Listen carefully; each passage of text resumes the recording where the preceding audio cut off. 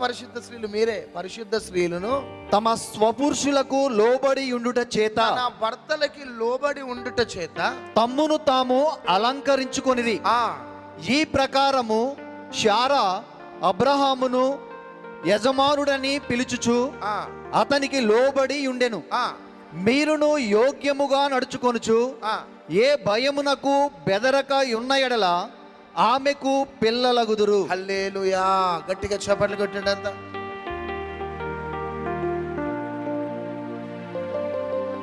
చూడండి, పరిశుద్ధ అలంకరణ అంటే ఏదో అలంకరణ కావచ్చు, ఎవరెవరి అభిప్రాయాలు వాళ్ళవి.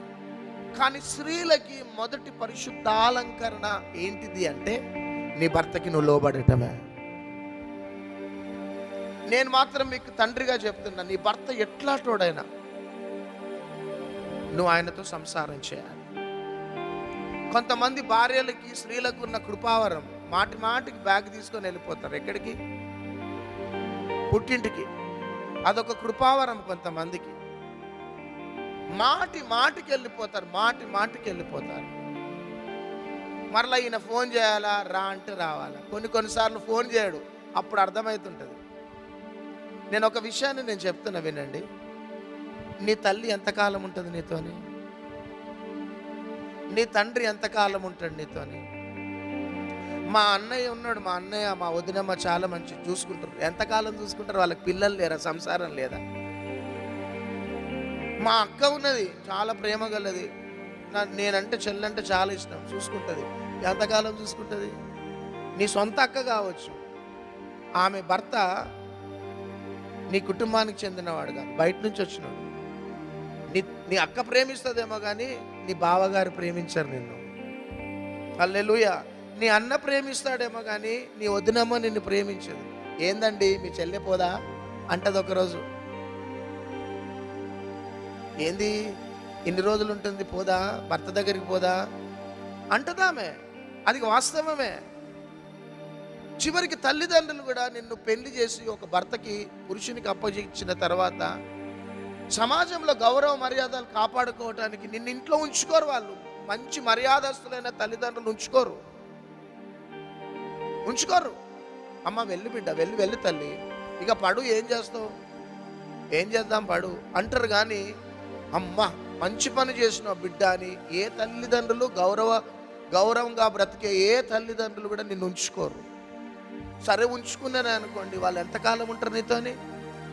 ఒక దినమున చనిపోతారు ఇద్దరు. చివరిగా ఒంటరిగా నువ్వు ఉంటావు.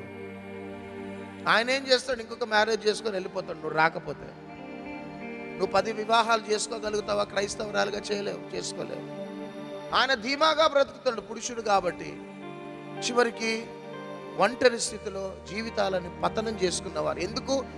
అనవసరమైన చిల్లర మూర్ఖత్వమును బట్టి. నీకే అంత ఉంటా, నాకెంత ఉండాలా? నీకు ఉద్యోగం ఉంది, నా కాళ్ళ మీద నేను బ్రతుకుతా అని పోతావు. ఎంతకాలం బ్రతకగలుగుతావు ఒక ఒంటరి స్త్రీగా? ఈ విషయాన్ని ఎంతోమంది నేర్చుకోవాలా. చిన్న దగ్గర, కారం దగ్గర, ఉప్పు దగ్గర, మసాలాల దగ్గర విడిపోయిన భార్యాభర్తలు ఉండరు. అక్కడ ఏదో సంఘటన జరిగినట్లు బ్యాగ్ తీసుకొని విడాకులకి పత్రం పంపిస్తారు. ఎక్కడ? ఉప్పు దగ్గర, కారం దగ్గర, పచ్చడి దగ్గర, పప్పు దగ్గర. అవి విడిపోయిన కుటుంబాలు ఇప్పుడు నరకయాతన పడుతున్నాయి. అంతేకాక మీరు విడిపోతారు, కరెక్టే. మీతో పాటు వచ్చేసిన మీ పిల్లల పరిస్థితి ఏంటిది? నా దృష్టి అంతా కూడా ఇదే ఉంది, ఇటే ఉంది, ఇటు లేదు. వాళ్ళ దగ్గరికి వెళ్తా నెక్స్ట్. వాళ్ళను కూడా వదిలిపెట్టా ఈరోజు. కానీ మీ పిల్లల పరిస్థితి ఏంటిది? మమ్మీ డాడీ ఏడంటే ఏం చెప్తావు? తండ్రి చూస్తేనేమో చాలా మంచోడు. ఈ తల్లి ఫీడింగ్ ఎట్లుంటుందంటే, డాడీ డేంజరస్ బిడ్డ, డాడీ ఇది బిడ్డ, అది పాపం. ఆయన బక్రా చాలా మంచోడు. ఈ తల్లి ఫీడింగ్ ఎట్లుంటుందంటే బిడ్డలకి ఆయనను ఒక విలన్ చేసేస్తుంది ఈ తల్లి. ఇదిరా అదిరా ఇదిరా అంటే చిన్న వయస్సు నుంచి తండ్రికి రాంగ్ ఇన్స్పిరేషన్, రాంగ్ ఫీడింగ్ పడ్డది నీ బిడ్డలకి. పాపం అట్లా ఉండడు. ఒకసారి విడిపోయిన కుటుంబాలు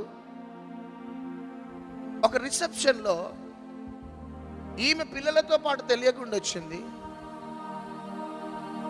ఆయన పిల్లలు లేకుండా ఆ రిసెప్షన్కి వచ్చిండు. ఆ కొడుకు పుట్టిన తర్వాత భార్య కొడుకుని తీసుకొని వెళ్ళిపోయింది, బిడ్డను తీసుకొని వెళ్ళిపోయింది. సడన్గా ఆయన వివాహం చేసుకోలేదు. ఇక ఆ రిసెప్షన్కి వచ్చిండు, కూర్చున్నాడు.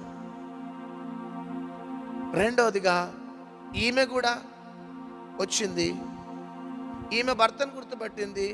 భర్త ఇంకా ఆమె దగ్గరికి చూడలే. పిల్లలు ఉన్నారు అక్కడ. పిల్లలు పెరిగిన తర్వాత ఎట్లుంటారో తెలియదు భర్తకి. ఎంత దుఃఖకరం చూడండి. చిన్న వయసులో తీసుకొని వెళ్ళిపోయింది మహాతల్లి. అయితే ఆ వ్యక్తి యొక్క స్నేహితులు ఏం చేశారంటే మెల్లగా పిల్లల్ని ఇద్దరిని తెచ్చి ఆ తండ్రి దగ్గరికి పంపిస్తే తండ్రి ఏమనుకుంటున్నాడంటే అక్కడ ఆడుకునే పిల్లలలో ఒక పిల్లలు అనుకుంటుండే. పాపం ఎంత దుఃఖకరం చూడండి. తన సొంత బిడ్డలు వచ్చింది, వాళ్ళ వెనకాల నుంచి స్నేహితులు గమనిస్తున్నారు. ఆ పిల్లలు రాగానే వాళ్ళు వచ్చి సెకండ్ అంకుల్ అంటుంటే సెకండ్ నానా అని ఇస్తుండే, కానీ సొంత బిడ్డలని తెలియదు. ఎంత దుఃఖకరం చూడండి.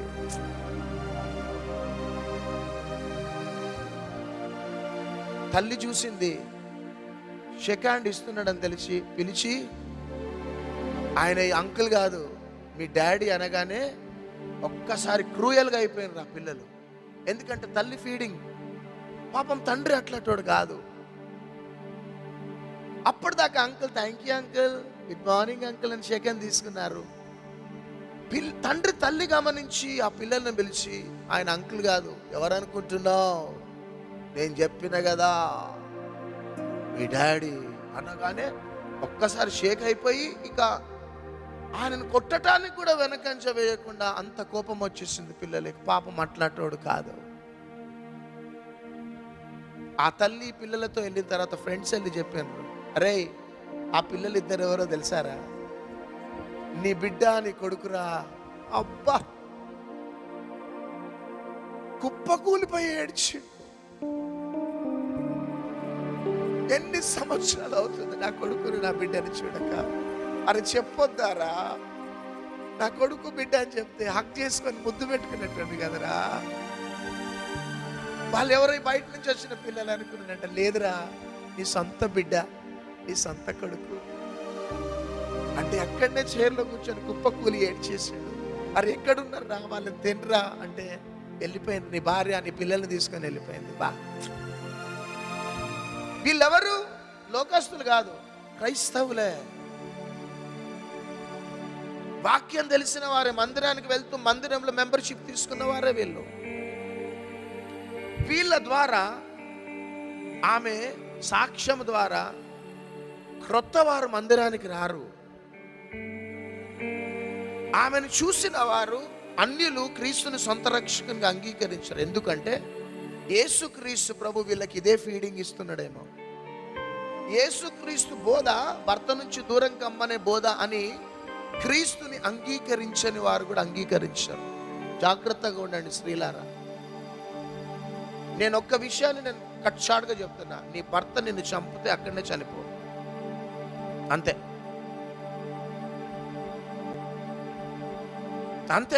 ఇక నేను దానికి కాంప్రమైజింగ్గా ఎక్స్క్యూజెస్గా నేనేం చెప్పా. రోజు తాగి నేను కొడుతున్నాడా, కొట్టిపించుకో. నేను భయంకరంగా బూతులు తిడుతున్నాడా, తిట్టిపించుకో. నీ బ్యాగ్ తీసి బయట పడేస్తే మళ్ళీ బ్యాగ్తో లోపలికి రా. ఎక్కడికి పోతాను అలను, హల్లెలూయా. నిన్ను వదిలిపెట్టి ఎక్కడికి పోతా, నిన్ను విడువను, ఎడబాయను, యుగ సమాప్తి వరకు నీతో పాటే ఉంటానని అలను. ఎన్నిసార్లు బ్యాగ్ పడేసినా మళ్ళీ బ్యాగ్ తీసుకొని రా. కానీ తొందరపడి నువ్వు రాంగ్ స్టెప్ తీసుకున్నావా, ఈ భర్తకు నువ్వు లోబడకపోతే ఆ భర్తను నువ్వు కలుసుకోలేవు. గట్టిగా చప్పట్లు కొట్టాలా.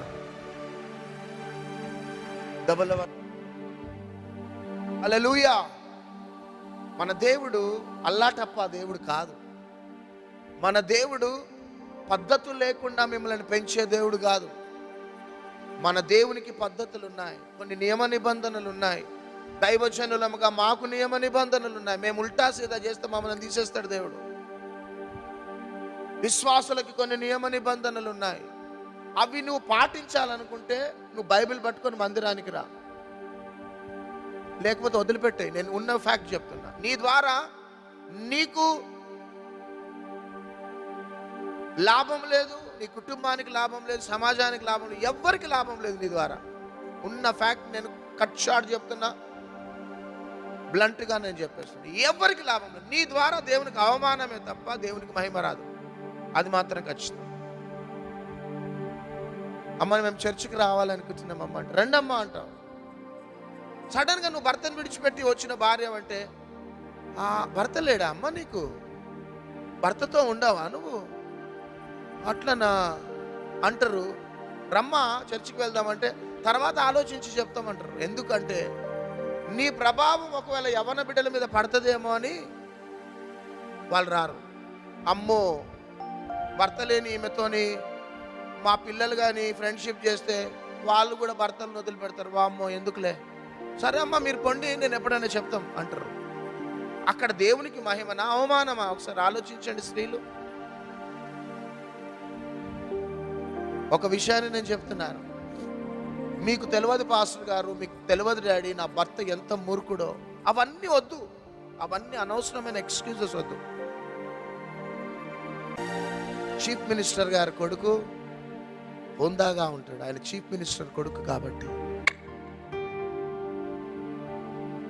ప్రైమ్ మినిస్టర్ కొడుకు ఆయన హోదాకు తగ్గట్టుంటాడు. రాజు కొడుకు యువరాజు రాజులాగానే ఉంటాడు. మన దేవుడు రాజుల రాజు. మన తండ్రి ఆయన గొప్పవాడు, పరిశుద్ధుడు. మనము ఆయనలాగా ఉండాలా? ఒక విషయాన్ని నేను చెప్తున్నాను, మనల్ని ఏం చూసి ప్రేమించినాడు ఒకసారి గుర్తుపెట్టుకోండి. మనమేమన్నా మంచివారమా, యోగ్యులమా? ఏమి యోగ్యత లేదు. ఆయన అన్ని చంపుకొని మనల్ని ప్రేమించిన వాడు ఆయన. కాబట్టి స్త్రీలారా, నా బిడ్డలు కాబట్టి ఇంత ధైర్యంగా మీకు నేను చెప్తున్నా. నేను ఇది మీకు చెప్పకపోతే స్త్రీలుగా అది మీకు అవమానం, మీ కుటుంబానికి అవమానం, మీరు ఏ మందిరానికి వస్తున్నారో ఆ మందిరానికి అవమానం, మిమ్మల్ని ఆత్మీయంగా పెంచుతున్న దైవజనుని కూడా అవమానం, దేవునికి అవమానం. మీరు ఈ రోజు నుంచి మీరు ప్రారంభించండి. ఐ నో యువర్ ప్రాబ్లమ్స్, మీకున్న ప్రాబ్లమ్స్ నాకు తెలుసు, కానీ ఈరోజు ప్రయారిటైజ్ చేయండి. చప్పట్లు కొట్టండి. ఈ రోజు నుంచి అభ్యాసం చేసుకోండి మీ భర్తలతో సంసారం చేయటానికి. ఈ రోజు దాకా ఈ వాస్తవాలు తెలియదు. బయట ఉన్నవారు, అక్కడున్నవారు, ఇక్కడున్నవారు, వాళ్ళ జీవితాలు వీజి జీవితాలతో పోల్చుకొని నీవు కూడా అట్లా మార్చబడ్డావు. కానీ ఎవరిని నువ్వు పోల్చుకోకు, ఎవరి మాటలు వినకు. బైబిల్ గ్రంథంలో యేసయ్య ఏం చెప్తున్నాడో వినంతే, దాని ప్రకారం నాడు. యేసయ్య ఏం చెప్తున్నాడో దైవజనుడు అదే మీకు ఫీడింగ్ ఇస్తున్నాడు. ఈరోజు నీకున్న రాంగ్ ఇంటర్ప్రిటేషన్ లేకపోతే నీ మైండ్ సెటప్ ఈరోజు కంప్లీట్గా మార్చేసుకో. నీ భర్తకు దూరమైనవా, ఫోన్ చేయి, అండి నేను వచ్చేస్తున్నాను అంతే. ఆయన యాక్సెప్ట్ చేయకపోయినా నేను వస్తున్నా, నేను నీ భార్యగా నేను వచ్చేస్తున్నా. ఇన్ని రోజులు రానన్నావు కదా, ఇన్ని రోజులు నాకు తెలియదు, తెలియకుండా పొరపాటు చేసినండి. ఈరోజు దేవుడు నాతో మాట్లాడండి, దేవుడు నాతో మాట్లాడిండు అని అంతే చాలు. దేవుడు ఈరోజు నాతో మాట్లాడిండు కాబట్టి భార్యగా నా పాత్రను నేను పోషించాలి, నేను వచ్చేస్తున్నాను. నువ్వు ఎట్టి పరిస్థితుల్లో రావద్దు అంటే నేను ఎట్టి పరిస్థితుల్లో వస్తాను అంతే. ఎట్టి పరిస్థితులు వస్తాను. నువ్వు రావద్దంటే రావద్దు, అంటే నేను వస్తానంటే వస్తానని అంతే. నువ్వు 10 సార్లు వస్తానని బ్యాగ్ తీసుకుని వెళ్తే ఆయన నిన్ను చెట్ల కింద కూర్చోబెట్టాడు, ప్లాట్ఫామ్ మీద కూర్చోబెట్టాడు, ఖచ్చితంగా తలుపు తెరుస్తాడు అంతే. కొంతమంది స్త్రీలు అనుకుంటున్నారు, అబ్బాయి ఈరోజు రాకపోయినా బాగుండు అనుకుంటారు.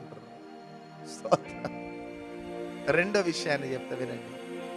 ఈరోజు ఎందుకో నేను ఈరోజు భార్య గురించి, భర్త గురించి, రెండవదిగా పిల్లల గురించి, మూడవదిగా అత్తలు మామలు కోడళ్ళ గురించి చెప్పాలనుకున్న ఇన్ని పాయింట్స్ ఉన్నాయి ఈరోజు.